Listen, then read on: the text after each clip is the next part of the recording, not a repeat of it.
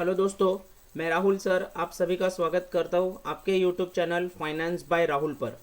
आप सभी जानते हैं कि हमारा म्यूचुअल फंड डिस्ट्रीब्यूटर का सर्टिफिकेशन कोर्स के बारे में हमारे ये वीडियोस चल रहे हैं, जो कि आने वाले कुछ दिन तक चलते रहेंगे जब तक इसके 12 चैप्टर कंप्लीट नहीं हो जाता। आज हम लोग चैप्टर नंबर 1 में, मतलब जो चैप्टर नंबर 1 है इन्वेस्टमेंट लैंडस्केप, उसका आज ये चौथा सेशन है, जिसमें आज हम लोग कल तक हम लोग पेज नंबर वेट जिसमें कल हमने कुछ केस स्टडीज़ लिए थे, राइट। और सेविंग्स क्या होते हैं, इन्वेस्टमेंट्स क्या होते हैं, ये हमने जाने थे। और फैक्टर ऑफ इवैल्यूएट इन्वेस्टमेंट्स इसके बारे में शुरू किया था। मतलब जब कोई इन्वेस्टमेंट्स करना चाहता है, करने वाला होता है, तब वो क्या क्या चीज़ों का ध्यान रखता है। ओके, एक इन्वेस्टर्स किन किन चीज़ों का ध्यान रखता है। तो जिन्होंने कल तक के वीडियो नहीं देखे हो, पहले प्लीज़ पिछले 3 वीडियोस देख ले, जिसमें हमने बेसिक से शुरू किया है, फाइनेंशियल प्लानिंग उसमें बताया है। तो सेफ्टी, लिक्विडिटी, रिटर्न्स, जब भी कोई व्यक्ति निवेश करने की सोचता है तो वो इन्वेस्टमेंट कितना सेफ है, वहाँ से कितनी जल्द पैसा निकाल सकते हैं और कितना रिटर्न्स वहाँ से मिलता है, ये सब चीज़ों को इवैल्यूएट करता है जब भी कोई इन्वेस्टर्स कहीं इन्वेस्ट करता है। तो ये पॉइंट नंबर 3 तक कल हम आ चुके थे। आज हम लोग पढ़ेंगे आगे के पॉइंट्स। तो शुरू करते हैं। Convenience. Any investment must be evaluate in terms of convenience with respect to investing, taking the money out fully और partially, as well as the investor's ability to conveniently check the value of the investment as well as to receive the income। अभी देखो, convenience मतलब कि जब भी investors कहीं invest करता है तो वो उसके लिए कितना कन्वीनियंट है। कन्वीनियंट यानी अभी बहुत सारे लोग शेयर बाज़ार में पैसे लगाना चाहते हैं, म्यूचुअल फंड्स में पैसे लगाना चाहते हैं, लेकिन उन्हें पता ही नहीं होता है कि इसमें इन्वेस्टमेंट्स किस तरीके से की जाती है। तो इसका मतलब हो गया कि ये उनके लिए कन्वीनियंस नहीं हुआ। अब जिसे पता है कि म्यूचुअल फंड्स कैसे रहते हैं, कैसे निवेश करना है, तो उसे हम ऐसा बोलेंगे कि ये कन्वीनियंट है। इसमें कितने पैसे डालना है, कितने निकालना है, इन्वेस्टमेंट्स जो हमारा हो रखा है वो कितने प्रतिशत से बढ़ रहा है, इंटरेस्ट के रिटर्न्स क्या है, ये पता करना मतलब ही कन्वीनियंस होता है। ओके, तो जब भी कोई व्यक्ति इन्वेस्ट करना चाहता है, कोई इन्वेस्टर्स, तो वो ये भी देखता है कि उस एरिया का नॉलेज उसे है या नहीं इन्वेस्ट करने का, राइट। तो ये हो गया पॉइंट नंबर 4। उसके बाद टिकट साइज़। अभी टिकट साइज़ का मतलब हम ये बोलेंगे कि जैसे अगर आपको म्यूचुअल फंड्स खरीदना है तो आप म्यूचुअल फंड्स में 500 रुपये से शुरुआत कर सकते हो as a SIP, systematic investment plan. अगर आपको शेयर्स में निवेश करना है तो आप जिस भी कंपनी के शेयर्स खरीदना चाहते हो उसका जो शेयर का प्राइस होगा वो आपका टिकट साइज़। अगर 5 रुपये वाला शेयर्स खरीद रहे हो तो 5 rupees is your ticket size. 500 का म्यूचुअल फंड खरीद रहे हैं, 500 रुपये हमारा टिकट साइज़, राइट। अगर आप FD कर रहे हो तो FD में मिनिमम 10,000 होना चाहिए गवर्नमेंट रूल के हिसाब से, RBI के रूल के हिसाब से मिनिमम 10,000। तो FD का 10,000 रुपीज़, सॉरी 10,000 नहीं, 1,000 रुपीज़ का FD होना चाहिए कम से कम। तो FD का टिकट साइज हो गया 1,000 रुपीज़। वही आप अगर लैंड में, प्रॉपर्टी में इन्वेस्ट करते हो तो वो थोड़ा महंगा पड़ता है। तो एक व्यक्ति जो खुद का इन्वेस्ट करने जा रहे हैं पैसे, एक इन्वेस्टर्स हमेशा देखता है कि वो कितने लगा सकता है, वो उसका टिकट साइज़। तो अलग अलग, जैसे आप गोल्ड खरीदने गए, 10 ग्राम गोल्ड लेना है तो आज 60,000 रुपये का होता है, तो 60,000 उसके लिए टिकट साइज़ हो गया, राइट। प्रॉपर्टी में, गोल्ड में थोड़े ज़्यादा पैसे लगते हैं than stocks and mutual funds. तो this is the ticket size. तो एक इन्वेस्टर्स ये भी चेक करता है कि वो स्टार्टिंग में कितने पैसे लगा सकता है। Next, taxability of income. Okay, जहाँ हम निवेश कर रहे हैं, जहाँ हम इन्वेस्ट कर रहे हैं, वहाँ पर टैक्स कितना लगता है। अभी टैक्स काफ़ी टाइप के होते हैं यहाँ पर, ठीक है। डिविडेंड डिस्ट्रीब्यूशन टैक्स होता है। आपने इक्विटी शेयर्स खरीदा तो उसके ऊपर अगर आपको डिविडेंड मिलना है तो डिविडेंड डिस्ट्रीब्यूशन टैक्स देना पड़ता है। शेयर्स खरीदा तो सिक्योरिटी ट्रांजैक्शन टैक्स आता है ना।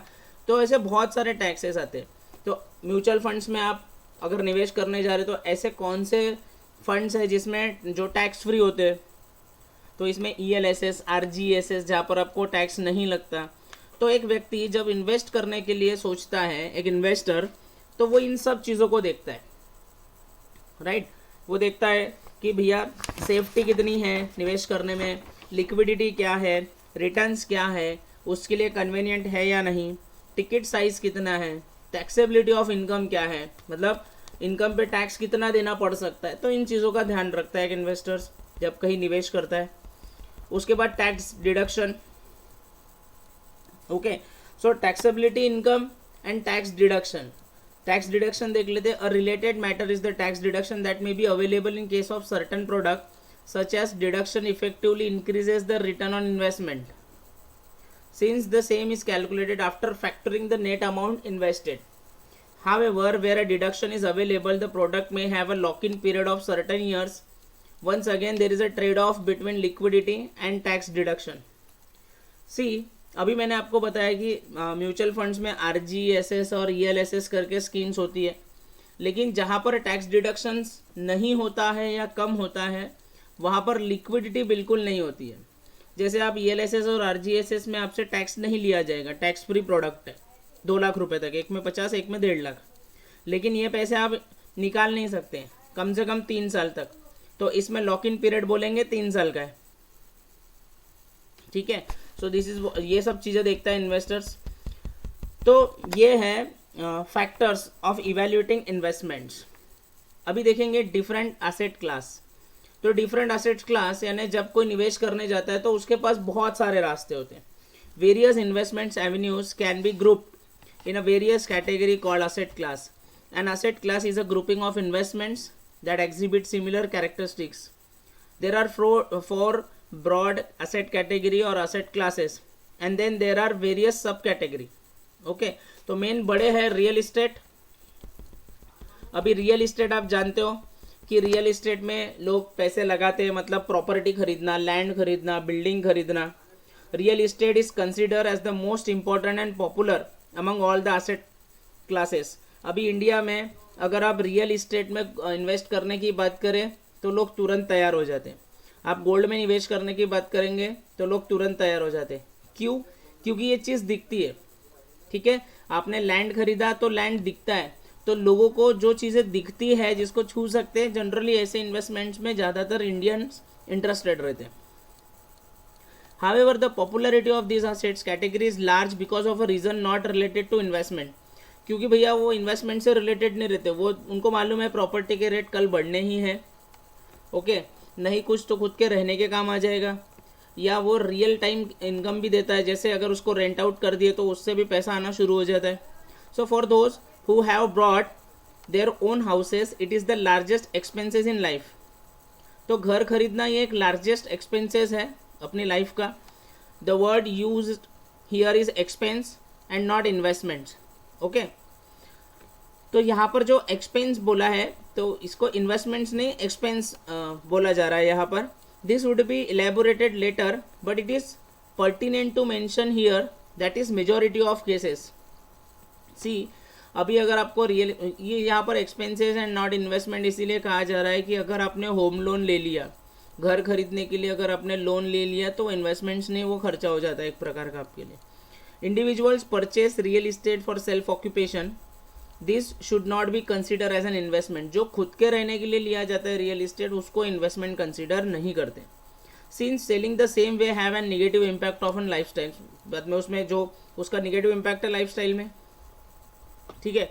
तो real estate could be further classified into various category, residential real estate, land commercial real estate.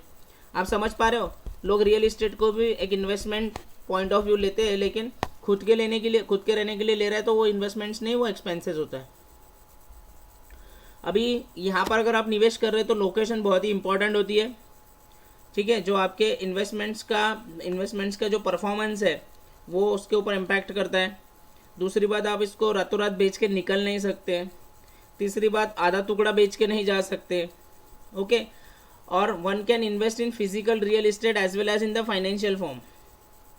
Okay, apart from capital appreciation it can also generate current income. यानी capital appreciation पैसा तो बढ़ता है, लेकिन आपको करंट इनकम भी real estate से होती है। In case of real estate the transaction cost, brokerage charges, registration charges थोड़े से ज़्यादा होते हैं। अगर आप रियल इस्टेट में व्यवहार कर रहे हो तो आपको पता है हर चीज़ का पैसा लगता है, ज़्यादा लगता है। रजिस्ट्रेशन भी करना है अपने नाम पे प्रॉपर्टी को, तो 7% रजिस्ट्रेशन चार्जेस है, 7 से 7.5%। यानी 10 लाख की प्रॉपर्टी लिया तो 75,000 तक उसके रजिस्ट्रेशन के चार्जेस आते हैं, तो थोड़ा रजिस्ट्रेशन वगैरह चार्जेस क्वाइट हाई होते हैं। The cost of maintenance of the property as well as any tax payable must be adjusted before calculating the return on investment. Property से कितने पैसे कमाए ये अगर देख रहे तो उसमें हमने टैक्स कितना पे किए, प्रॉपर्टी को मेंटेन करने को कितना पैसा लगा, ये सब चीज़ें भी माइनस करनी पड़ेंगी, जबकि ये एक्सपेंसेस भी काफ़ी हाई होते हैं। ओके, तो कुल मिला के रियल इस्टेट में लोग जाते हैं तो ये सब चीज़ें चीज़ें जो है वो बहुत आवश्यक होती है, इसका भी ख्याल रखना पड़ता है। देन आता है कमोडिटीज़। अब कमोडिटीज़ की बात करें तो मेजरली लोग गोल्ड एंड सिल्वर में इसमें निवेश करते हैं, है ना। तो कमोडिटी में सारी चीज़ें आती है, बट मोस्ट ऑफ द लोग it's quite familiar with the investment avenues wise gold and silver. जब गोल्ड और सिल्वर की बात आती है तो लोग इसमें निवेश करने को सोचते हैं कि चलो गोल्ड में और सिल्वर में निवेश करें। When someone invest in this commodities the prices are almost synchronize across the world. अब गोल्ड का जो प्राइस है अक्रॉस द वर्ल्ड साथ में चलता है। गोल्ड जो है वो हमारे करेंसी को रिफ्लेक्ट करता है। आप जानते हो कि वर्ल्ड में जो है गोल्ड जो है वो मतलब गोल्ड जो करेंसी जो है this is backed with golds. मतलब 1944 में जो एक ब्रिटेन वुड्स ट्विंस हुआ था जिसमें वर्ल्ड बैंक और IMF ये दोनों सामने आए थे। यहाँ पर कहा गया था कि जो गोल्ड है, अभी इंडिया में भी 1956 में मिनिमम रिजर्व सिस्टम था जिसमें आपको 100 रुपये अगर प्रिंट करने तो 40% गोल्ड उसके बैकअप में होना चाहिए। और बहुत सारी कंट्रीज़ की जो करेंसीज़ है वो गोल्ड से रिफ्लेक्ट करती है, इसलिए भी इसको लोग इसमें निवेश करना काफ़ी इजी और काफ़ी अच्छा समझते हैं। ठीक है, उसके बाद होता है fixed income. When someone borrow money no one has to return the principal borrow by the lender in the future. अब फिक्स्ड इनकम पता है आपको कि जहाँ पर फिक्स इनकम होती है वहाँ एक जगह पे अपने को एक मोटा इन्वेस्टमेंट देना होता है और वहाँ से अपने को इंटरेस्ट के रूप में पैसा मिलते रहता है। So there could also be some interest payable on the amount borrow.